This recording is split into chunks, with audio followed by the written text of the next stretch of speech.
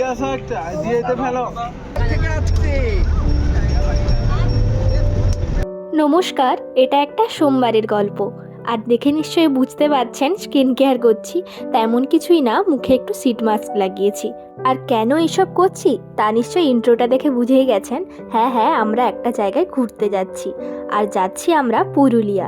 তো চলুন কোথায় কোথায় ঘুরলাম, কি করলাম সবটাই আপনাদের সঙ্গে শেয়ার করি। তখন প্রায় সন্ধে 7টা নাগাদ বাজে। আমরা সকলে রেডি হয়ে গেছি আর যাচ্ছিলাম আমার ফ্যামিলি আর মামার বাড়ির সকলে মিলে।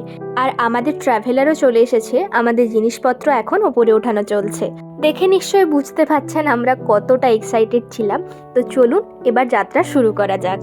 গাড়ি ছাড়ার পর আমরা গাড়ির ভেতর তো সকলে মিলে প্রচুর মজা করছিলাম, আর এরকম করতে করতেই অনেকটাই রাত হয়ে গিয়েছে।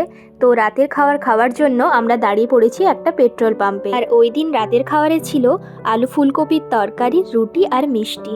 এরপর আরও কিছুটা গিয়ে আমরা আরও একটা ব্রেক নিয়েছিলাম। হাইওয়ের পাশে একটা চায়ের দোকানে সকলে নেমে পড়েছিলাম চা খেতে, কারণ এতক্ষণ আমরা গাড়িতে বসতেই পাচ্ছিলাম না, তাই সকলে মিলে দাঁড়িয়ে পড়েছি চা খাওয়ার জন্য। এইভাবেই সারা রাত মজা করতে করতে আমরা সকালবেলা পৌঁছে গেলাম আমাদের ডেস্টিনেশনের কিছুটা আগে।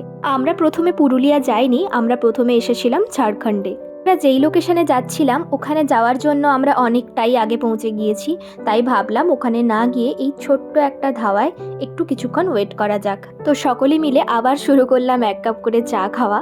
তো চাটা খেয়ে আমরা প্রচণ্ড ঠান্ডায় শুরু করে দিয়েছি এখানেই ব্যাডমিন্টন খেলা।